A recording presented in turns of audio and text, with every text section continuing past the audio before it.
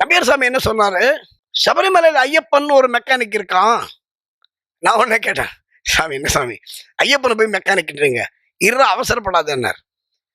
சபரிமலையில் ஐயப்பன் ஒரு மெக்கானிக் உட்காந்துருக்காரு. இப்போ நமக்கு டூ வீலர் வச்சிருக்கோம், எல்லார் வீட்லயும் கார் இருக்கு.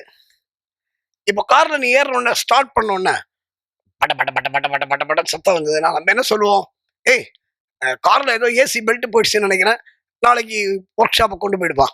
இப்போ வண்டியில நம்ம டூ வீலர் படபட படபட சத்தம் வந்து சைலன்சர்ல ஏதோ ப்ராப்ளம்பா, நாளைக்கு மெக்கானிக் எடுத்துன்னு போயிடுப்பா அப்படின்னு சொல்லுவோம்ல.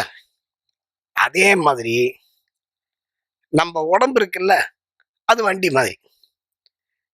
இந்த வண்டியில எக்கச்சக்க பார்ட்ஸ் இருக்கு, கரெக்டா? நம்ம உடம்புன்ற வண்டியில நிறைய பார்ட்ஸ் இருக்கு.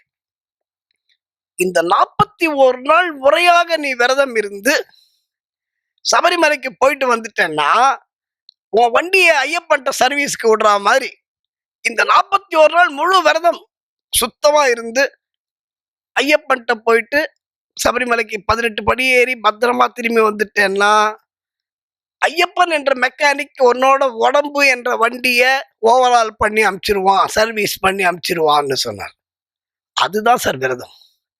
இதை விட எளிமையா விரதத்தை பத்தி சொல்ல முடியாது.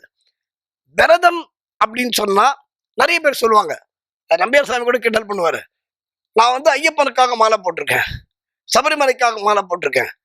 நம்பியார் சாமி திருப்பி கேட்டார் அவனை, நீ யாரும் ஐயப்பனுக்காக மாலை போடுறது? அவன் தான், ஐயப்பன் தான் நமக்காக அங்கே தவம் செய்து கொண்டிருக்கிறார்.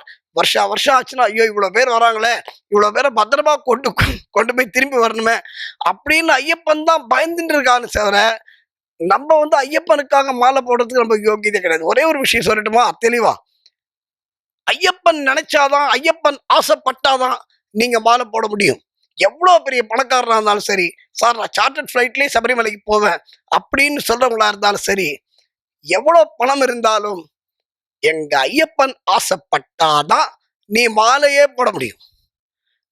மாலை நீ போட்டாச்சு அப்படின்னா உன்னை பத்திரமா சபரிமலைக்கு கொண்டு போயிட்டு கொண்டு வந்து வீட்டுல விடுறது ஐயப்பனோட பொறுப்பு. இப்போ இதுதான் விரதம்.